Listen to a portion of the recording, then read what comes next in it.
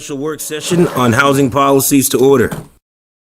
Agenda item 1, overview of the Maryland landlord-tenant laws. Mayor Moe, you have the floor. Thank you, Mr. President. Just a couple things. As everyone's well aware, the city law has been working on affordable housing for quite some time, and tonight is an extension of that work. As we know, this is not an easy task. It's a problem that's facing all communities, and all communities are trying to deal with it. For us, I think our approach has been to try to look at the region. We are involved in that in COG, so we've been following them and their efforts as well. Tonight, as well as future meetings, much discussion will be needed to ensure that we're making the best public policy. After the discussions, it will require it to be reviewed by our city solicitor, who is here, put in legislative form, public hearings, and then a vote on each piece of legislation that we decide to come up with. The administration has put some booklets together for everyone, which I'll go over. One of the proposals which is not included is that the one that the president and I discussed a week and a half ago, which is to prepare a letter to our Annapolis delegation as well, and for them to propose at the state level some type of framework for affordable housing for all communities in the state that would have to follow, allowing all communities in the state to be on the same playing field and working together on affordable housing, so we're not pushing one group to one community back and forth. And we just think that may be something that we may want to have some discussion with them as well. Tonight, I plan to go over the booklets with you and follow the agenda. I'm sure a second meeting and other meetings will need to take place as we tonight. Really, hopefully, we just go over everything, and I know the council's got some proposals to go over those, kind of digest them, and then come back at a second meeting, really start drilling down on what we want to try to do and what we think is the best for the community. For transparency reasons as well, I think the mayor and city council should host a meeting with the landlords in the city to provide them with information and to get their feedback. As well, we should have several meetings, public hearings, to allow residents the opportunity to provide input on whatever we come up with and whatever we feel is the best public policy that will benefit the community as a whole. And Mr. President, that's all I have, and I'll start with the booklets if you want. You're okay. So if you go to, actually, this wasn't included in there. We just got some numbers. This is our affordable housing in the city.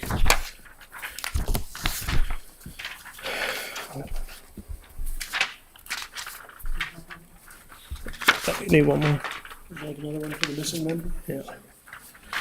So that goes, when we get to it, it goes actually in the back of the book there.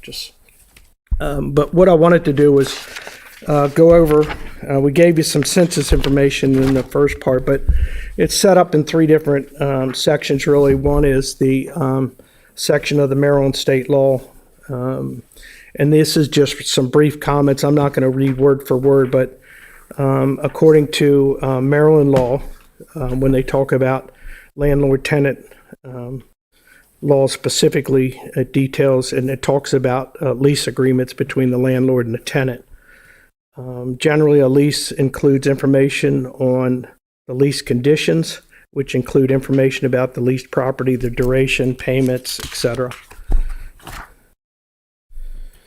The question was, are written rental agreements required in Maryland? Maryland state law does not require many specifics for a lease agreement. It does go into say that leases can be oral and written, and that if a landlord has over 5 rental properties, they'll be required to have a written lease, and and if a lease's term is 12 months or longer, they're required as well.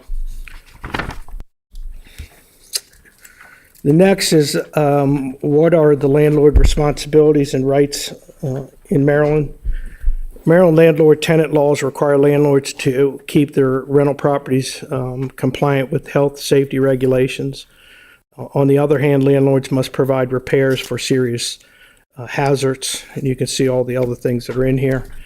Landlord's rights is to really collect rent payments from the tenant, use security deposits for extreme damages to their property, and can use security deposits to cover unpaid rent. The next, which is the next page, what are the tenant's responsibilities? Every Maryland tenant has the right to live in a safe and healthy rental unit and request repairs if the unit ever poses safety or health hazards. Ultimately, their responsibility is to keep the rented property in good condition, pay rent on time, make small repairs or maintenance routines.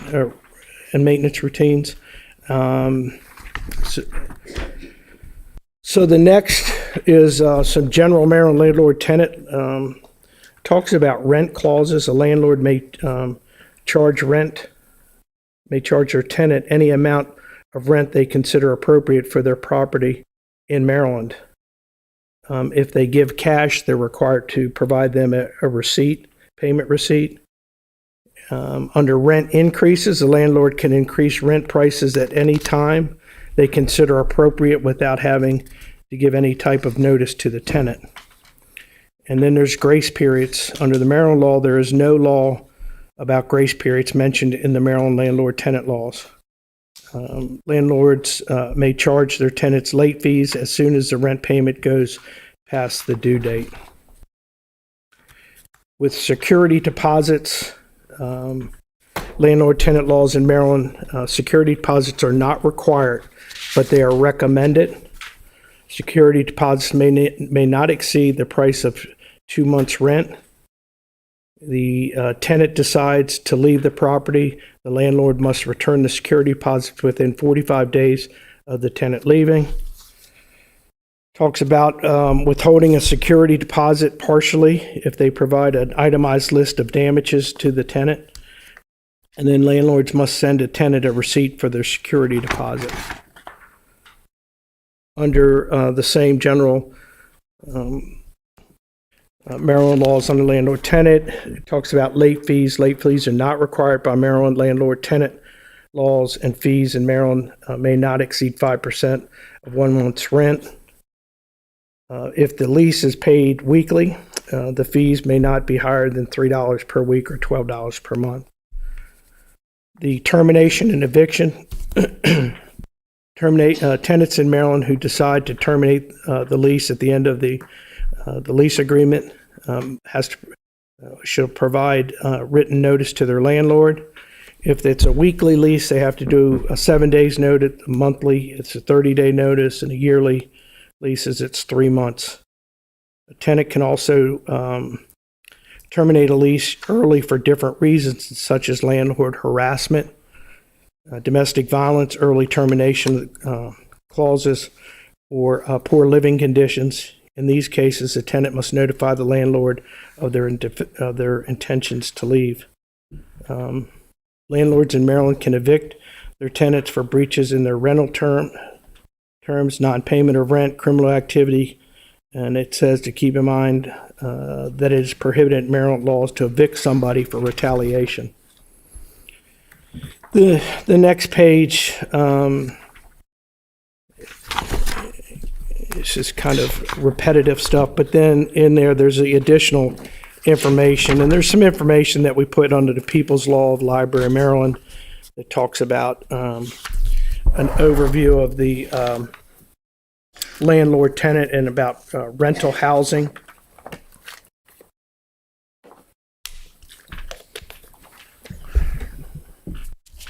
Talks about what is a lease. It's just some general information I thought you all might want to take a look at.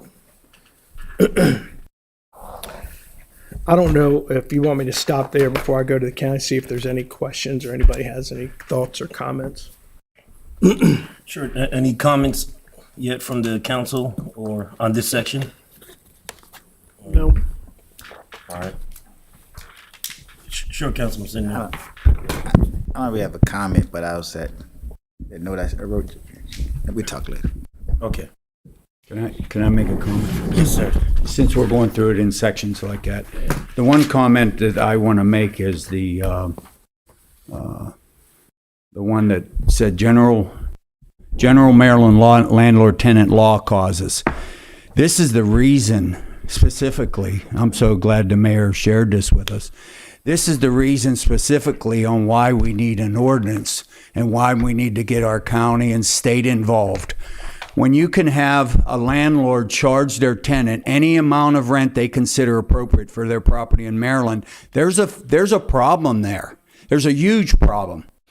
However, if the tenant pays in cash, he'll get a receipt and stuff like that. But just to charge him anything he sees fit, just like we had at Patuxent Place, we had a guy come in here, never owned property like that, only owned restaurants. And he even said to us, the reason why he gets these properties is usually because they're all dilapidated. They need a lot of construction to them and everything like that. And I'm not used to dealing with people that pay their rent on time and everything. So I close it down, rebuild it, and I just rent it out to new people.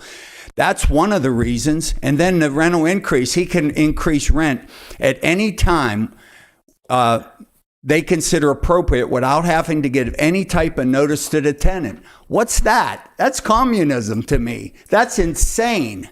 That is absolutely insane when a landlord can do that. That's why they make so much money. And then the other thing is about the grace periods. But this in and of itself should be presented to our county officials, to our state officials, and show how badly needed some sort of laws locally, county-wise, and state-wise that we need for rental units. And then I'll go on. The mayor did pass out these, we have 3 affordable housing units in Laurel. Evolution has 20 affordable housing units. Duval has 28. Avalon has 21. They're fairly new. They were in existence when just before I got on the council and just as I got on the council. And I went to all 3 of these apartment complexes that are affordable housing. And when I sat right over there at my first year, I brought up about how the affordable housing in Laurel is not affordable. You have 48, 50, 60, 69 apartments out of almost, I'm thinking, first I thought there was almost 7,000 rentals. Now I think it hovers around 6,000 rentals. This is not enough. And if you call each one of them, I called them right as I became a council member, and I just called them 2 weeks ago to find out what the rental prices are. Every one of them, for the affordable housing, every one of them is well over $2,000 because they charge for parking, they charge for secure parking, they charge for electric, they charge for spraying your house for rodents and mice and stuff like that. They charge for that. They charge for everything that builds it up, and they get almost over $2,000. They're all well over $2,000 a month, which is not affordable in my books. And they were like that 3 years ago when I looked at them then. Just to comment on those 2 items, I just wanted to say we don't have. It's an embarrassment to even put affordable on that marking because it's not affordable. It's not affordable to me.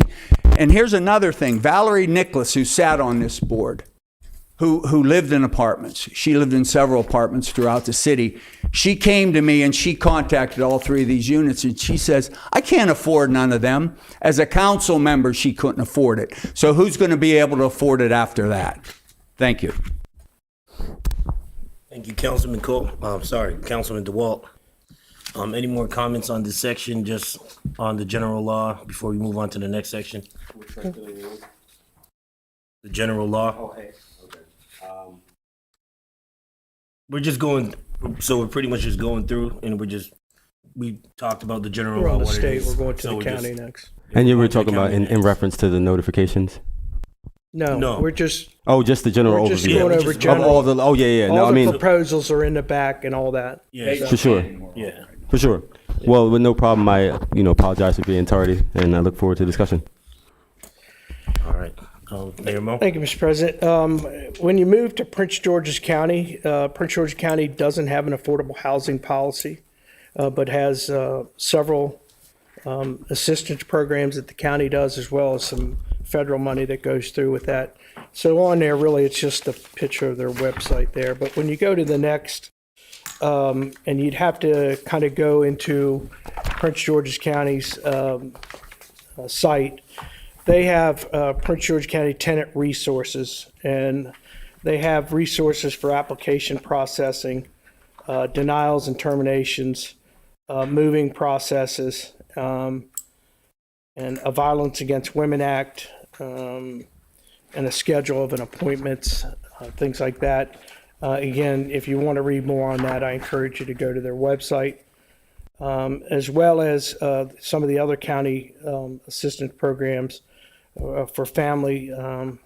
They have some family programs. They have a housing choice voucher ownership program, a housing choice voucher program, public housing, and Veterans Affairs support housing.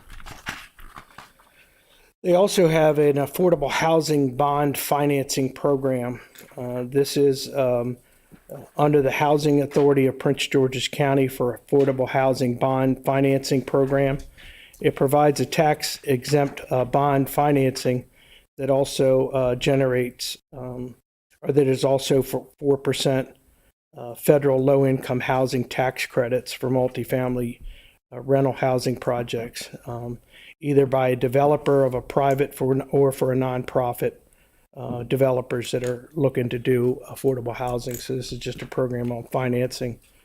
The goal of the program is to promote affordable housing rental housing opportunities for low to moderate income individuals, families, and seniors throughout with flexible financing.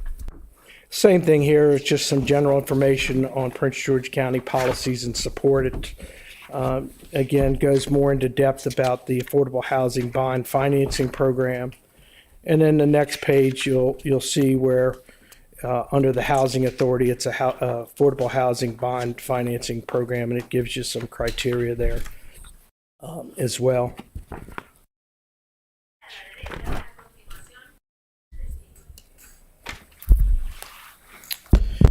On the after that, you'll see it's one of pages at the bottom. It'll say page 1 of 19. This is Division 3, the Landlord-Tenant regulations. It's under Subdivision 1 of the general provisions of the Prince George's County Code. This is currently, and we'll talk a little bit about this in the back. This is currently what Laurel residents fall under. Most all the county. We don't have a housing or landlord-tenant regulation, so this would be where Prince George's County, we would refer them to Prince George's County, and they would. This is the law that they currently have. The other one that we exempted ourselves from years ago is Division 6, which is group residential facilities. That's current Prince George's County policy. Either one of these would be referred to Prince George's County if our code enforcement couldn't take care of something, depending on what it may be. So that's what those are. I don't know if anybody's just general questions under the county section. Any general questions about under the county section?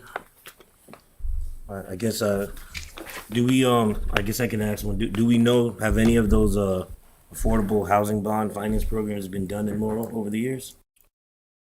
Not that I don't know of anybody. No, I don't know of anybody that's ever used the program. Okay.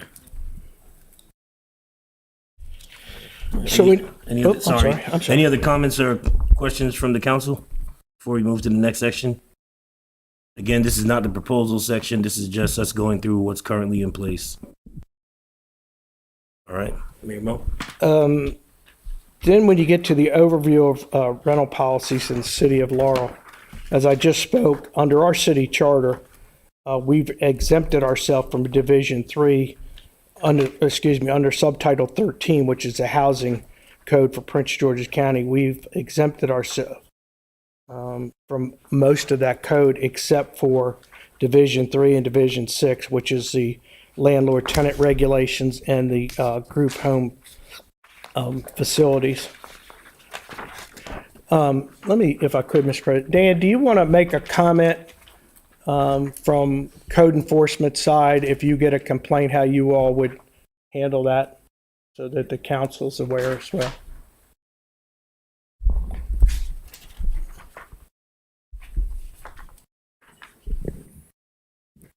Yes, good evening, everyone.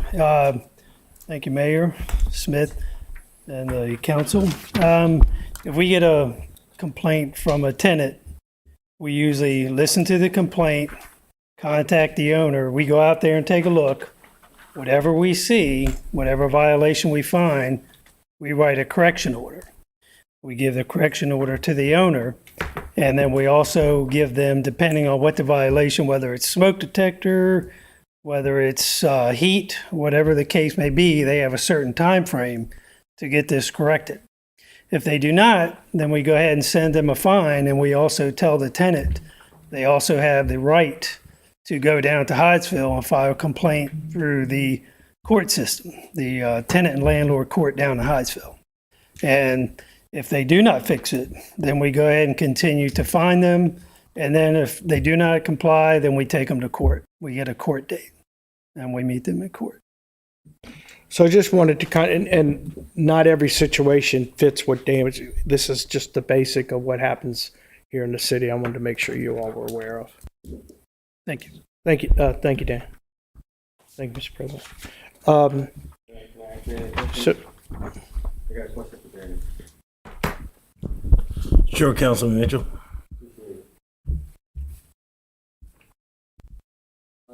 Danny, are you familiar with the constituent Catherine Gaming? Yes. And so, I visited her facility, Mhm. at domicile. I'm not even sure how that place is still operating. I know you've seen it. Yeah. It definitely is a slum apartment. Not even just hers, but like all four of those in that unit. Mhm. Like I literally got pictures when I visited, where I could look to the right and see roaches on her cookware. Mhm. But what she explained to me was that you came out and I guess deemed that kind of sided with the landlord that she was a dirty tenant and it's not the landlord's responsibility. But I'm being concerned how people are still renting there, at this facility. Well, that particular case, I did go out there, and then a couple other, Tiamani, the other inspector, went out there. I saw that they had roaches, wrote The water problem. yeah, and they corrected the water problem. And then when I did the roach, they hired an exterminator. Me and Tiamani went through the other apartments at that time and saw no other roach movement at all. It was only in that one apartment. So we gave the correction order to the owner.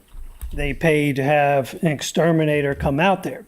On several occasions, the reports that I got from them was that the tenant would not, at certain times, would not let them in because they had to tell her to get this problem under control. They had to continuously, you can't just treat it once. And then she was also leaving the evidence behind so I could see. She kept sending me pictures and I said, it's fine because I already see them. I already know they're there. I don't need to see anymore because I gave them a correction order and they are in the process of taking care of that issue.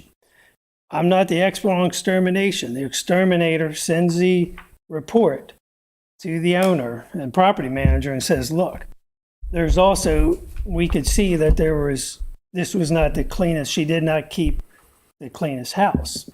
So the exterminator, the professional says, look, she needs to clean this place up. This is without us. This is between the landlord, the owner, and the tenant. They were telling her, they're telling us, you need to do this, you need to do that. She was supposed to comply. Don't know if she did or not, but every time we went back there, it was still the same. And the last report I got from the property manager is they went to court and they agreed with the property manager and the owner that she is some of the cause. And apparently I don't know, she stormed out and it got dropped. So on our end, we're writing these, we gave them the correction order and they hired in a professional exterminator and they keep going out there, but she refuses to let them in. So they are not allowed to do their job because they're saying they can't go in there exterminate because it has to be continuous. You can't just do it one time. And that's where, Because I know for the water damage, we had to hire like an independent inspector, kind of overrule some of those findings. At first, they weren't saying they were responsible for that water damage or wasn't as bad as it seemed. But the independent inspector, I think I have the results. But he ran his own test, saw that there was water damage, and then, like you said, they had to fix it. But I'm just concerned because I know that that's one apartment. I'm pretty sure if I went to other apartments, she might not let the guys in, might not be the best tenant, but I'm sure a lot of those problems existed before she got there. and it could be. We got 7,000 rented units. When we went in there, we wrote them the order. They were trying to comply, and that was the last I heard of it. Because we had a couple court dates, but it got thrown out or whatever the case. So personally, I'm even scared to walk in that building sometimes because just when you go out, you can see the roach right outside of the doors, or the roach that they leave down. So I know that there's still a problem that needs to be get it there. And Well, I would definitely be willing to walk with you and Sure, fix some of these problems. sure. We can have the property manager owner meet us down there as well. I appreciate it. Thank you, Danny. You're welcome.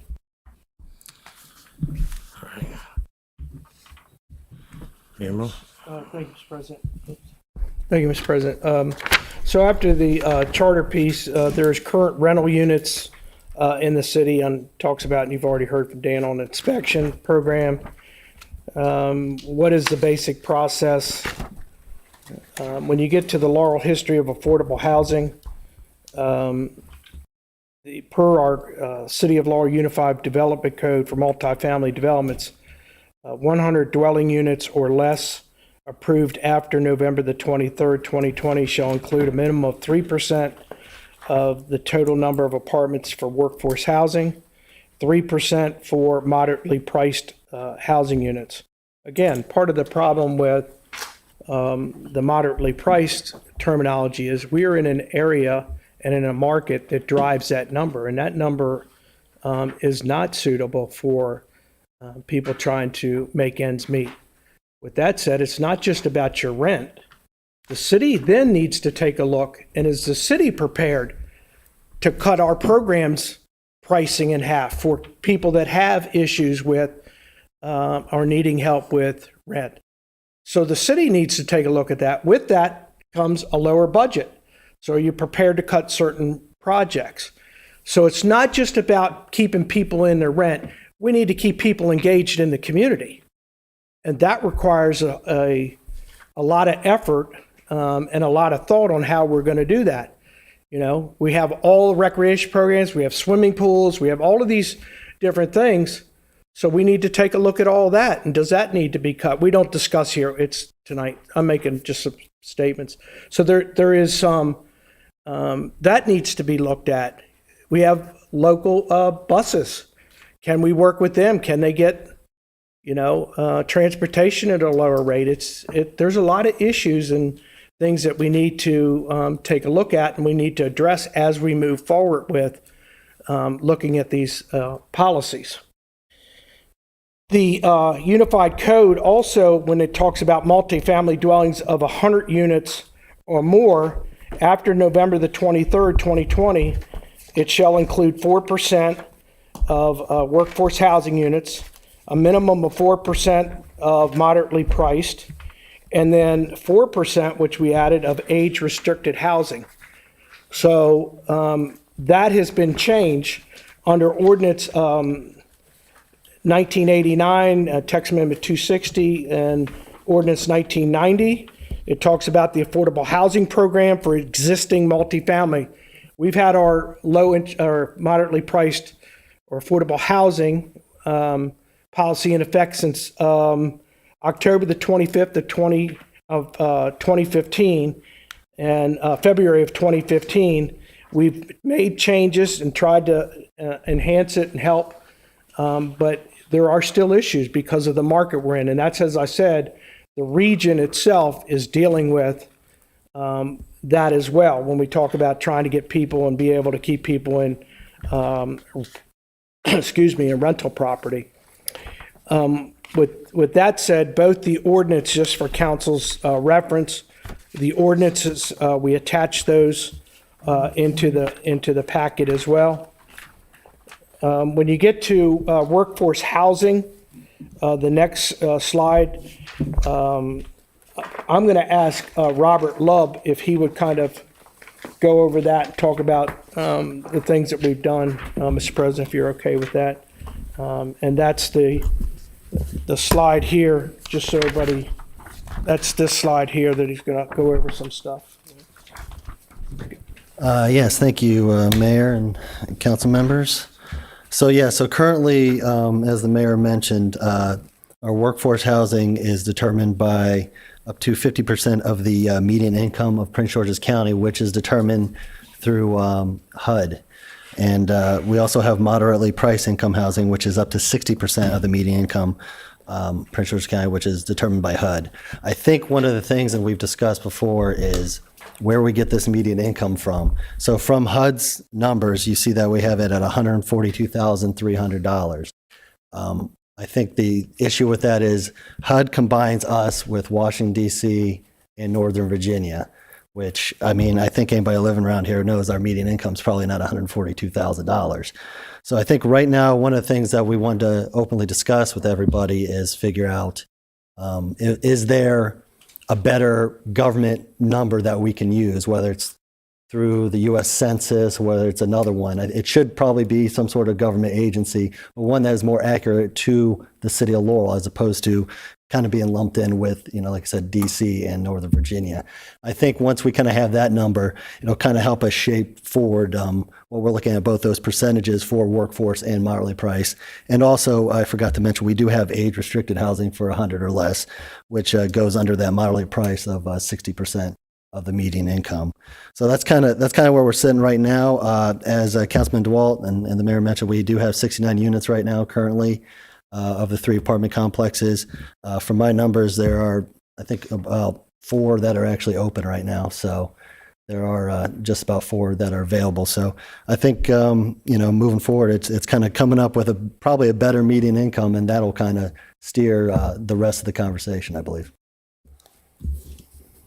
Thank you, Rob. Thank you, Mr. President.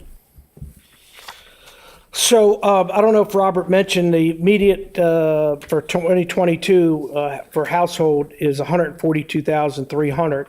Workforce housing income is $71,150, and then moderate housing for an age restricted is at $85,380, and that's the percentages he talked about. So back, as I said, in 2015, we had multifamily dwelling units, multifamily units that were our first workforce housing projects and are moderately priced. As you heard, that's Evolution, Duval, and Avalon. Those are 69 total units that we have, and they are located throughout the city. The next page, Mr. President, talks about some tax credits that the city of Laurel has done. And again, this was to help ease the pressure on people that they were having over the years. We do have a tax credit for foreclosed homes in the city. If you're a first-time home buyer, we did a tax credit for a 5-year tax credit. You can come on and you can buy a foreclosed home. And you'll get a tax credit, and it's on a sliding scale from that 1 to 5 years. We did that back several years ago. We also had an elderly and a veterans tax credit program that we've done here in the city. For those that are eligible and live in the city, you can get a tax credit again to help ease that tension. And then there's a public safety officer, real property tax credit program as well. And they've worked out. The elderly and the veterans tax credit, has been some changes. We need to look at that at the state level. Part of the concern has always been how long you had to live in the house for age restricted. I think they've lifted that some. Is it lifted it? Yeah. They've lifted that some, but there's still an age requirement. But again, these are all things that the mayor and council have done throughout the years, and it's at the budget level. So when the budget is done, we put those credits in, just like we do other tax credit we have. But these are ones that we helped put together years ago that hopefully helped individuals from veterans to public safety officials, as well as our senior population. In that same section, Mr. President, we just added the Housing Choice Voucher Program that's run by the state of Maryland at the local level. That is, if you're looking to find affordable housing rental property in Maryland, they have a housing search online that helps people locate available housing that best fits their individual and family needs. That's run through the state of Maryland. That's a 24-hour hotline, a 24-hour access line. And then there is what they call the Housing Choice Voucher Program. And the Housing Choice Voucher Program is federally funded, but it's locally administered, and it is and provides rent assistance programs, subsidies to rent and lower income families, elderly, disabled, housing as well, individuals, I'm sorry.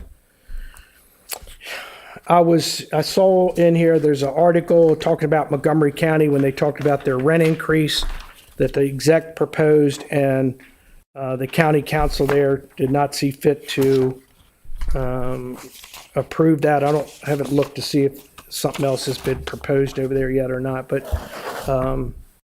just something just for your information. I'll stop there before I get to the other and just see if there's questions about just that section or anything. Mr. President, I have a question too, Hey, actually. Councilman Cole. So just to be clear, reading through this, right now, the state doesn't have anything that regulates rent increases, and neither does Division 3 of the county code. No, they have something in there. I think So what I was reading is they only have limitations during an emergency. There is nothing during a non-emergency. correct. Most of theirs is all geared. And then for the stuff that we have in the city, we have moderate housing and workforce housing, but no low-income housing in our policy. No. Thank you. So if you move to the next section, which is the administration discussion and recommendations, we did give you a few definitions just to make sure, because everybody seems to use it. Talks about age-restricted housing, talks about dwelling units, eligible person, moderate income, workforce dwelling units, workforce income, and then age-restricted community. Those are all things within all of those policies that talks about it, but these are the ones that are, these definitions go towards our code and charter. So I would like to say, before we kind of get started on this, I don't think, I'd like to run through them, and I know the council has some that they would like to run through, and then I think we should digest that, ask questions. There's a couple other things that the other day I haven't had time to put on paper, but that I also want to put out to the council as well on some proposals when we talk about property tax. So as we move forward with these, my suggestion would be we take them all in, discuss them, and then come back and then really start drilling down at the next meeting. Then, our city attorney and others would have to look at this. We may end up having to create our own code. We don't really have a housing code. If that's the direction the council wants to go in, that's going to take our city solicitor, to be able to put that into place and find out where all these pieces go. Because right now the affordable housing is under Robert's department. And I would add, as we move forward, no matter what we do, it's going to probably cost some money. Well, it's going to cost money, and it's going to cost, there'll be time, whether staff time and other things that we'll have to calculate as well. So when you get to the first one on, you see that we have the current units in the city and just the percentage of affordable housing units. The question that I would propose and we need to talk about is what percentage of moderately priced housing do we need in the city? We're a city of about 4.5 square miles, somewhere in that area, less than 5 miles. What is it and how much do we really, do we need in the city? As I said, when we come up with that percentage, then we need to look at our own, city programs and other things that we should take a look at as well. And then the question, which is what Councilman Cole asked, and that is on low income. Do we need or should the city create a lower income rental category? People hear that terminology. The first thing you hear is not in my backyard. I've had discussions with Mr. Love about creating a second tier of what we would call workforce housing, which would be at that lower tier and with some criteria. So there's some things there that we could look at. And then if we do that, again, what is the percentage that the city should look at? And that's kind of the first proposal that, and discussion point as we move forward, we would want to try to address with the council. The second is a proposal that rent notification. The administration would propose something that the landlord may increase rent at the end of the lease agreement. When dealing with a month-to-month tenant, a landlord may increase rent at any time. This is standard language now. It basically would be the landlord is required to provide a 60-day notice before rent may be increased. And the tenant would have 15 days if they wanted to stay or they wanted to move. But we're looking at right now where there's no rent notification, we would propose that we look at trying to do at least a 60-day. You may want to go 90, but we came up with the 60. So it's just food for thought there. And that rent can only be increased once during any 12-month period, regardless of the term of the lease. And again, some of these things are right from the Maryland law that we tried to address here locally. When we talk about rent increase, the city of Laurel would have an annual allowable increase of 75% of the consumer price index, which is CPI, or 4%, whichever is lower. Any rent increase shall be imposed when it is at the start of the signed lease agreement.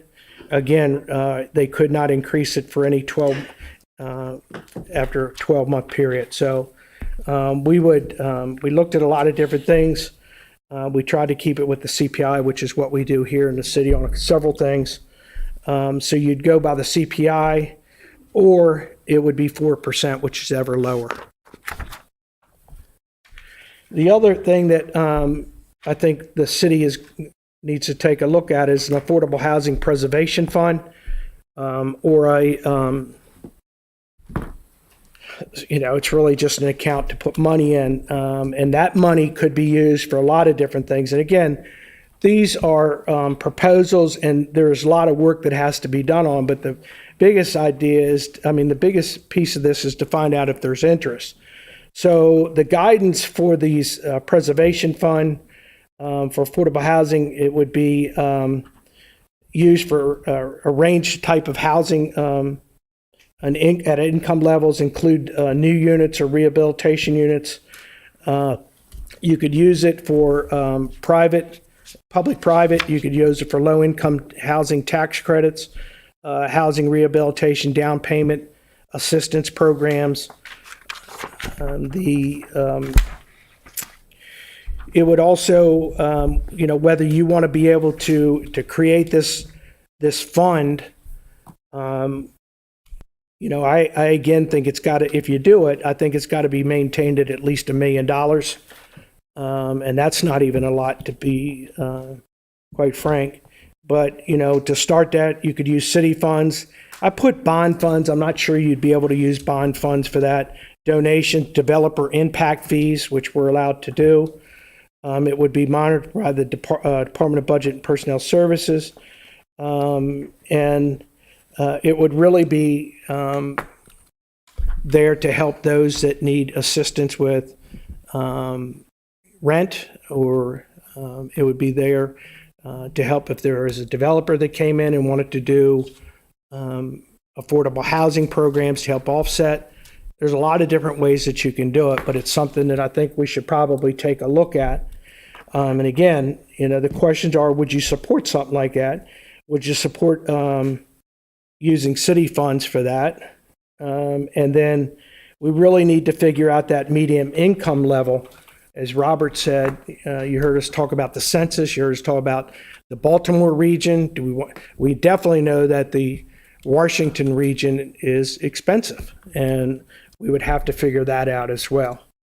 This fund may sit, it would acquire interest and other things. It may not be used at all times, but again, there would be guidelines that would have to be regulated through the mayor and city council. The other one I put on here, and I can't remember who we were talking about with, I'm not sure I really concur with this, but I do think it's something that needs to be looked at, a Landlord-Tenant Affairs Commission. This would be at the local level here. The proposal would be a 7-member commission. It'd be made up of tenants, landlords, members of the general public. The purpose of the commission would be to try to resolve disputes between landlords and tenants with security deposit, rent increases, non-payment, lease terminations, damage to property. This would not deal with general maintenance issues. That would be entirely different. If this local commission, and again, I think it requires some expertise from individuals who deal with these types of things. When we talk about landlord-tenant affairs and disputes, if it couldn't be resolved at that local level, it would be referred to the Prince George's County Landlord-Tenant Office. And again, I want to point out, this is a fine example of one that if we wanted to move forward or look at, that the city solicitor would have to look at whether we can even do that with the way the county's set up, where if they didn't get what they wanted here at the local level, they could go to the county landlord-tenant. It may require them to go to civil court or others. So this is a fine example, one that really, if we decide to move in that direction, needs to move forward with. We would propose a landlord rental agreements. I was surprised that you could do an oral agreement.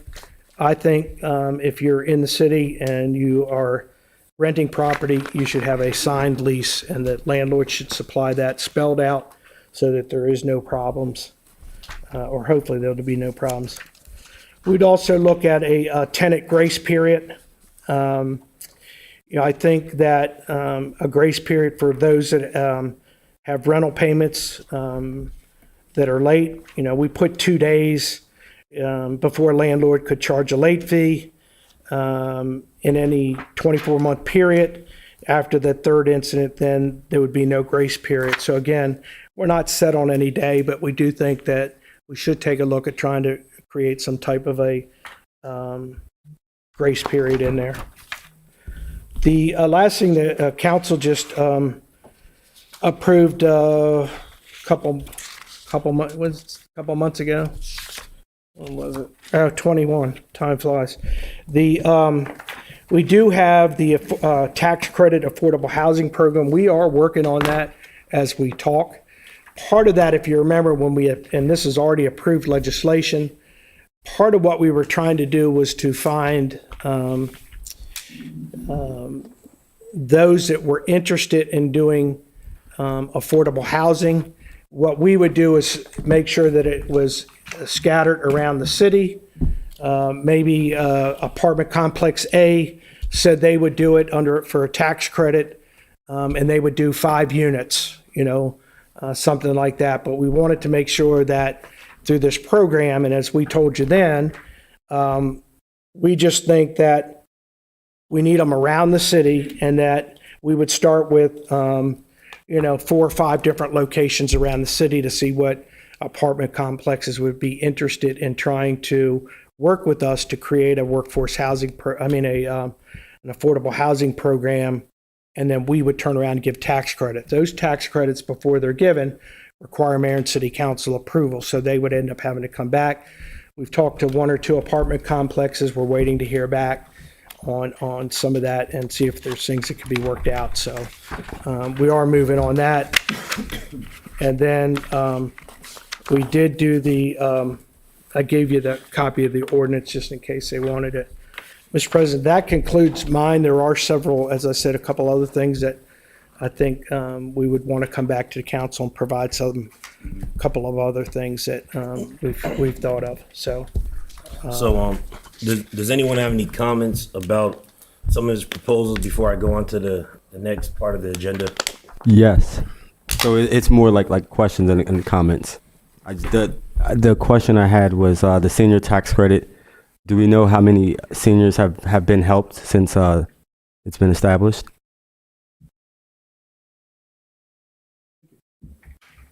if you don't know, Michelle. Yeah, if you don't know that's fine. And my Michelle knows. Good evening. Through FY 2022, we had up to 45 seniors as part of the program. Some have left the area and others have passed away. And that was $7,224 in credits for FY 22. Okay, I appreciate it. Thank you so much. And I think to Question? Can I ask you a question? Oh yeah, no, Carl can go. On that particular question, you said 45 seniors, $7,224 was allocated to them. Yes. So that's 45 into 7,224. Yep. That tax credit. What's the average per senior? I can get that for you, but that is a 10% tax credit. It's 10% of the city taxes, which I believe was part of the mandate from the state law. You don't know how much money that is, that 10% for them? No, what they pay, it what varies. they saved? Is it still 40 years that you have to be living in the city before you could get that tax credit? Yes. However, Mr. Taub and I have been working for the October work session to update that law to the new requirement. Yeah, no, that was my other comment about amending. So is that for it. rent or do you own? It's is that for rental or owned? So owned renters don't get anything when you live there 40 years in a rental property. No, it's owned and owner occupied. You have to live there. For 40 years, correct? Currently, yes. Until October. Let me again make sure that's state law. That ain't our law. We don't agree with it. That's the way it started, but that's the change that we're making for October that we've been working on to include the veterans and surviving spouses of veterans. Any more comments or questions for Director Saylor? Yes. No, I applaud for Director Saylor. No, not for Director Saylor, but I do have a question. It's for Danny. Danny, I have another question for you. Is this about? Oh, okay. And is this about the section? Because yes, I'm trying to go through the section and keep it in order. I don't want to go all over the place and jump. So yes. I'm trying to pertain to what he proposed. If you have any questions or comments about that, then we'll move on to yours and then any other discussion after. Oh no, I could wait till after. I just, if you want me to ask 10 questions in a row, that's fine. I just want to keep order. Perfect. All right, Danny, I'll ask him a few. I have just a general comment, Mr. President. Sure. The proposal for the Landlord-Tenant Affairs Commission, I think this would be really smart. That way it would keep accountability. We could have something for tenants, landlords, everybody could be together working to make a solution if there are complaints that are outside of the code. It would help keep some of the elected officials out of individual disputes. I think it's really important for us to remember our job is to legislate, not to be in the middle of a conflict. So this would remove us and help keep us doing our job. Can I comment? I think the Tenants Commission is a great idea. My only comment would be that one, elected is on the board because I think it is important to support tenants, where they need help. And the thought is, I would recommend that, that appointment is done by the council president instead of the mayor, as commonly other appointments. Well, we didn't get to the point of where we even all agreed to that. That's going to happen. No. But you asked if I had comments on what we just yeah. discussed, and that was my comments. Because that's something I did support as well, saying that I actually. Sure. That's why I was just getting them Mayor. up front. You asked if I had comments, and that was on. President, could I make a comment on that too? What Mr. Cole said. Go ahead, Councilman DeWalt. I don't know how Mr. Cole conducts his business, but I conduct my business on the ground, visiting with people, getting involved with their conflicts. That's the way I am. And I'm not going to change from that and just sit back and worry about the legislative part, that's what we're doing now. But if there is a conflict and I need to get there to see firsthand and hear the people firsthand, I'm still going to do that. That's my way of doing things as a council. He might think it's different, but that's the way I do it. Thank you, Mr. Councilman President, I'd like DeWalt. to just comment on what I meant. So what I meant is not that we're not going to hear their problems. Of course, we're going to. I hear what my residents are saying, and then I help refer them to the correct individuals that can help them. It's not my job to be in the middle. It's my job to help them find the resources that they need. That's what I And meant that's by the way that you comment. can May I operate. comment? I'm operating a different way. May I comment? I remember we had the housing proposal on Zoom with Community Legal Services, and there were some strong proponents for negotiation continuing, in which has been done over the last few months to help tenants. Of course, now I appreciate that there's an appetite to at least discuss rent stabilization amongst the mayor and council and administration, but this same appetite wasn't necessarily there. And so I think that it's important for the council members or elected to be able to voice their opinion and support their constituents and write legislation to protect them. I'd have to correct you and say the appetite has been here. I've been here. Councilman Sidnor's been here. Councilman DeWalt's been here. Sure. You and Councilman Cole have just got here. Sure. No. So I will say. Well, I'm just referring to the call. You could watch the call, and that was kind of the consensus of some people on the call. And I'm not saying yourself because okay. I'm not I just saying want to yourself. put that on the record. No. There's been an appetite. This is not something that can or will be done overnight. It has to be done right. And and we're here to protect everybody. Not one side, not this side or that side. We're not choosing sides. We're a town, we're a city, we're a community. So what we're looking here to do is do something right. And again, it's not going to be overnight, but we're going to try to do something right. And of course, as you heard the mayor said, we want to look to the state to hopefully they can lead and do something statewide, because we're not trying to push anyone out.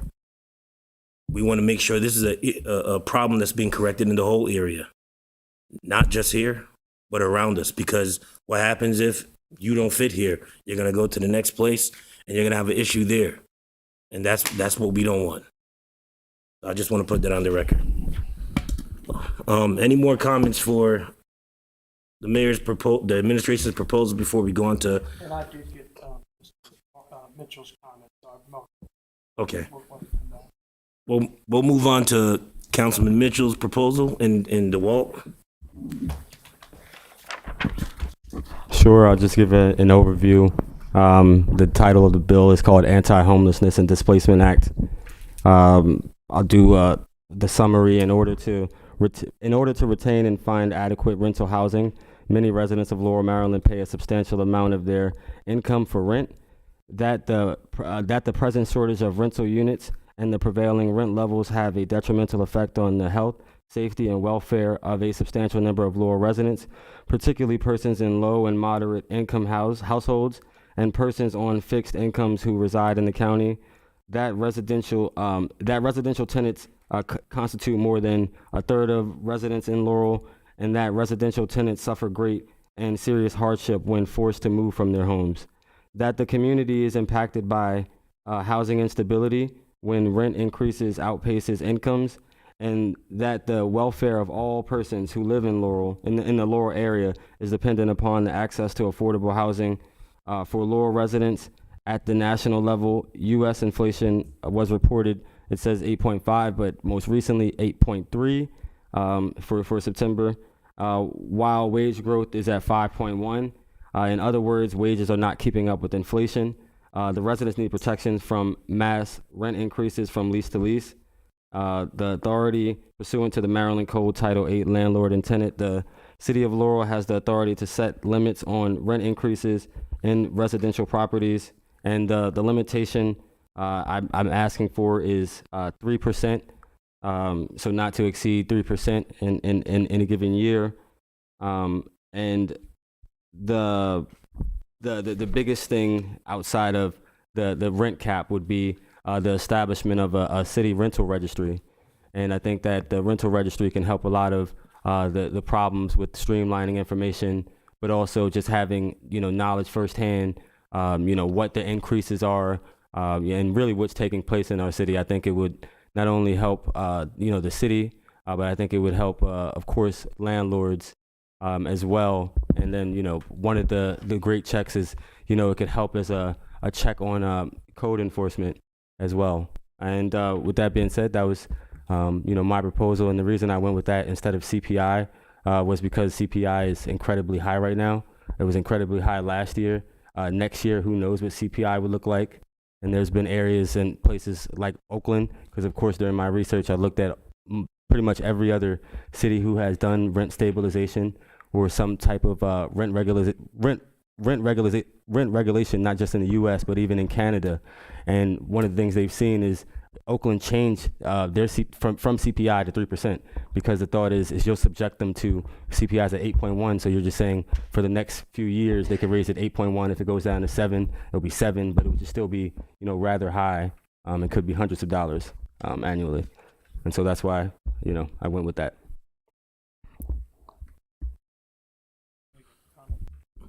Are you done? I just wanted to say on the 3%, we're only 1% off. Don't forget, we did the CPI, and we said 4%, whichever is lower. Yes. So just so you're okay on that. My only question is the proposal that you have. It says 3/4 of CPI, but we keep mentioning CPI. So I'm wondering if it's 3/4 or are you proposing CPI? No, it said it on ours, because again, if you look at our legislation on a lot of things, we use the CPI on a lot of things. Ours, or the one that I put together, said it would be the CPI or 4%, whichever is lower. So we're only a percentage off, really. And that math would work out to the 4% being lower, because right now, 3/4 of the current CPI would be about 6%. Yes. Oh, no, and that's what I was just curious, because when we were discussing it, we were saying CPI instead of 75% of Yeah, I mean, it's CPI. things like that, again, I think, Mr. President, too, that, we're very close on a lot of these. So when we drill down and start discussing things, we'll come up with something. Councilman Sidnor? Thank you, Mr. President. I just got a question for Councilman Mitchell. Can you explain the rental registry for me? I'm not following that. Are you saying that everybody that rent in the city of Laurel has to apply on Every landlord. every landlord? Every landlord, correct. Still.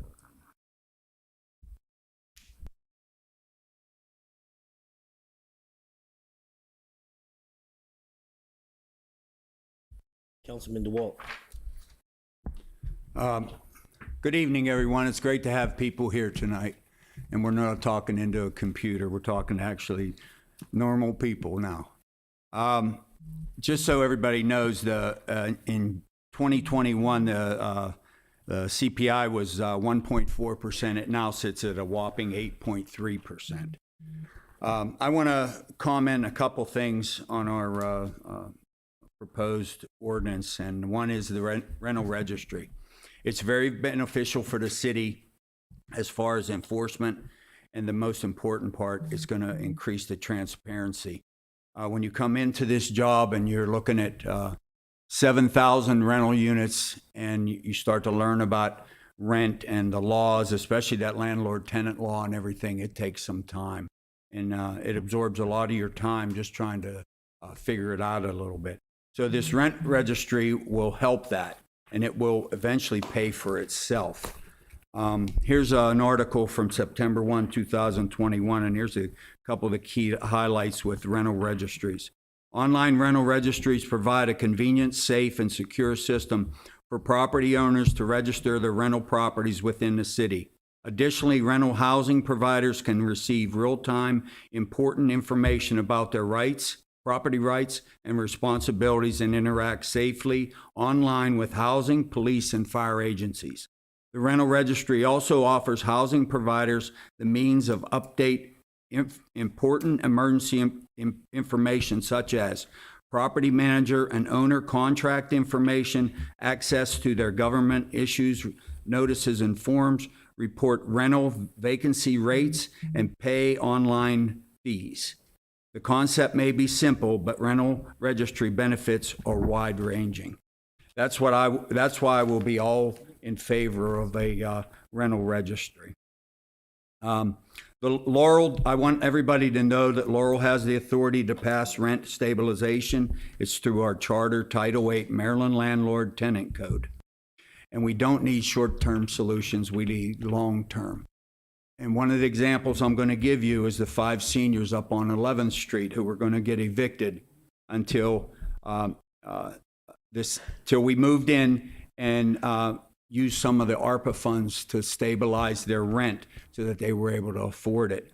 Well, that 1 year comes up in February.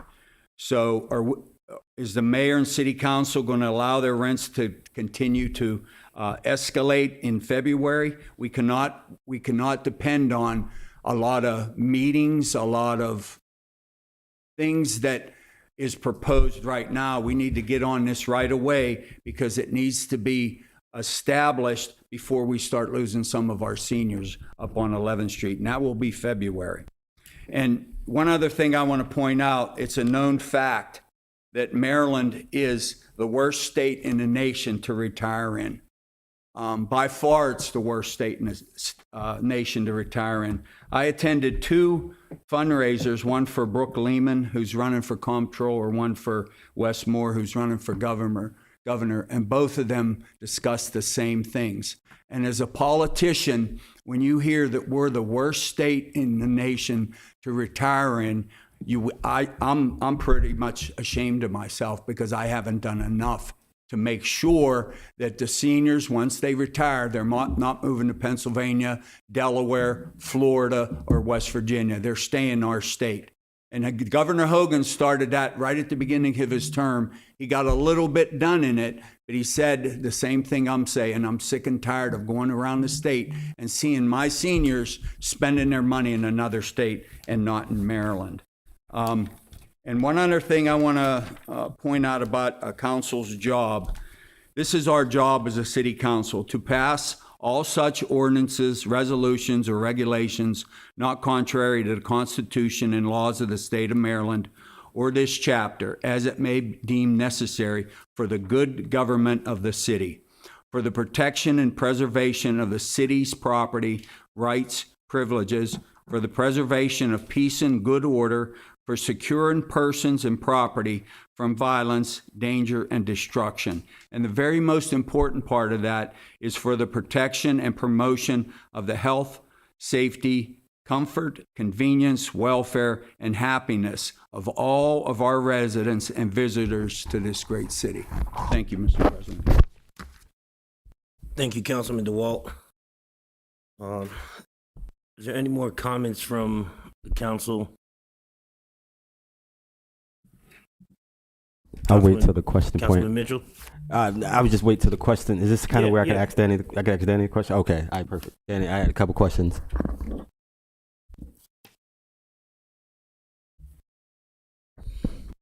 So some of this is just for my edification. When the city gets any type of complaint for rentals, do we first check to see if they have a license, a up-to-date rental license? Yeah, usually when they call, we make sure they have a active current rental license. It's been inspected. And then we also inform them if it does, we give them notification, hey, have you called the owner or the landlord to give them an opportunity to fix it before we get involved? Because a lot of times you get involved in these things and you end up being a negotiator because you got both sides and you're in the middle. So we got to make sure it's active. They got it paid rental license and it's current, they gave the owner an opportunity, depending on what it is, to fix the item. And then once it isn't, then we go out and investigate. And if they don't have a license, what is the next step by the city? Is there a penalty? What We that look send like? them, a letter, we give them $250 fine, and we tell them we have 15 days to apply for this license. And if they don't, then we send them a citation and we go to court. Then does the city issue temporary and provisional rental license? Okay, perfect. Thank you.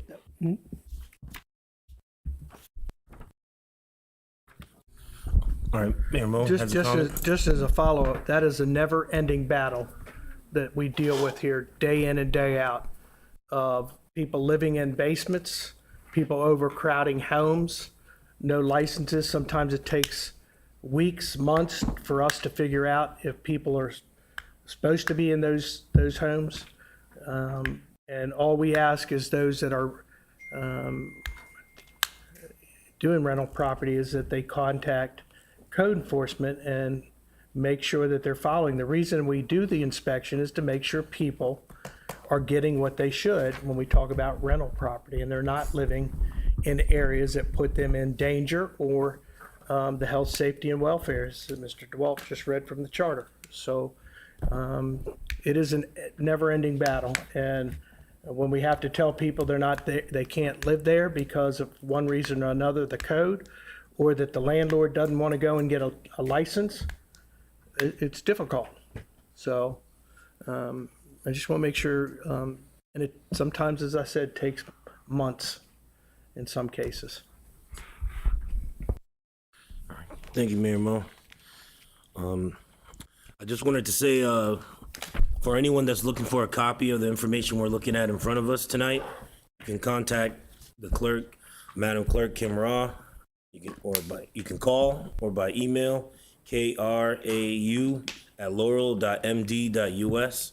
That's krau@laurel.md.us. And again, that's for the information that we're looking at tonight, because I know a lot of it you're hearing, but you can't see it. You would like to review it for yourself just to see some of the things we're looking at. And any suggestions you do have, don't be afraid to reach out to any council member with what that is. So again, we'll take that into consideration. And don't worry about the typos. I'm not a proofreader. It's all draft. Can I say something about the Keith? Councilman Sidney would like to say something? Yes. I just want to say a couple of things that I think all the council members here is very concerned about the rent increases throughout the city of Laurel. I've been on the council in 2017, and I know when I was the council president in 2020, it was in the middle of a pandemic.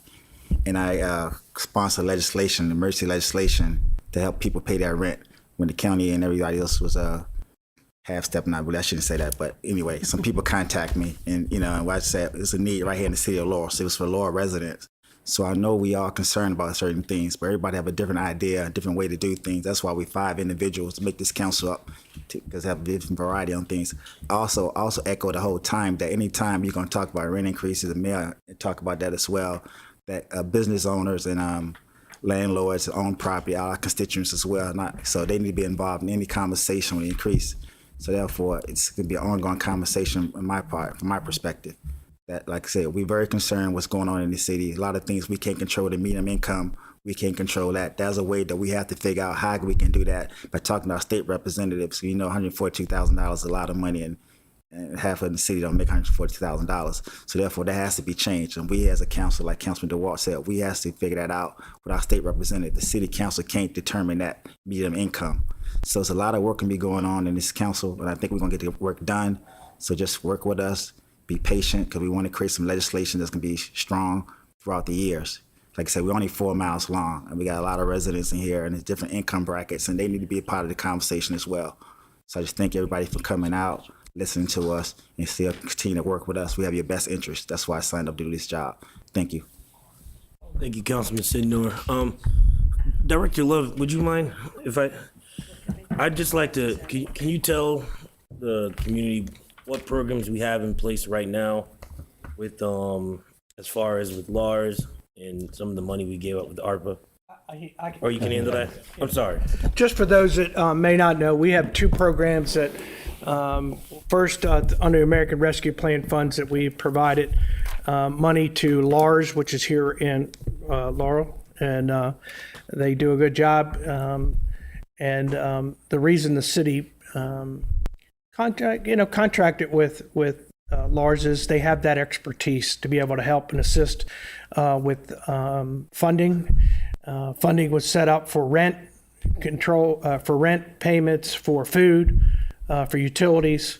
The other was we met with CASA and in my office, and we were able to. They had a program already set up, so we gave them money as well. Funding will probably go back out. We just got another 12 million six. So money will go back out to those both of those organizations as well. They are contracts that they have to sign, and I'm told that CASA wants to change theirs a little bit. The last I heard, did you talk to Haley? No, okay. So those programs are there; they're available, and we encourage you, to use those if you need be. You can contact my office if you need some assistance or where to go. But two programs that are there as well, and then as you heard, there is some programs at the county level as well on that. So, thank you, Mr. President. Thank you, Mayor Mo. Councilman, I'm sorry, Director Saylor. She's going to correct me now that I got something wrong. No. I'm just going to add too that the state of Maryland has a renter's tax credit program. So if you need information on that, you can contact me. It's on the, we've published the press release on the city's website. We republished it yesterday, but it first appeared on August 25th when it came out from the state of Maryland. So you have certain rights for your income tax. Thank you, Director Saylor. Councilman Mitchell. Thank you, President Smith. To Councilmember Sidnor's point, I appreciate the community for coming out and definitely hearing the different policies, proposals. Not only this one, but it's important to come out to our regular city council meetings. It's important to stay engaged, not just for this housing policy, but for the immediate future. And I would kind of harp to say that I believe that this is something that we need to act with urgency. Even if we're not passing it today, we need to be calling special meetings and town halls to make sure that we have a consensus to get this right. Because as Councilmember DeWalt said, the seniors we saved on 11th Street, their lease expires in February, March, and I'm sure we could dish out a couple of dollars and negotiate with the landlord again. But the thought is this will continue happening, and being on the ground, like very close to the people, and in coming up with this legislation, I know that there is a need and an immediate need for it. Thank you, Councilman Mitchell. Again, we are looking to do some more work sessions. We're looking to do some town halls because, as Councilman Sidner said, the mayor said, Councilman DeWalt said, and even Councilman Coleman, we all been echoing, we have to talk to everybody. We got to hear from you. We got to hear from the owners. We got to make sure we're sending a message also to the county and the state, because no matter when we do something, it's going to affect the area. And one thing we don't want to do is have no place where someone doesn't want to own a property, possibly to even be in the programs that we try to create. And then there's no place for you. And then you're going to be rushing to another area. And then what? So we got to make sure this region is taken care of. And again, that's what we're looking to do. And it won't be overnight, but we're not looking to drag our feet. I can assure you that. Okay, Council President, I comment. I just wanted to say that we've already had people leaving because of the increases. So this is something that will continue. Thank you. Sure, absolutely. And so, if anyone has no more comments on the council? Nope. All right. Well, this meeting's adjourned.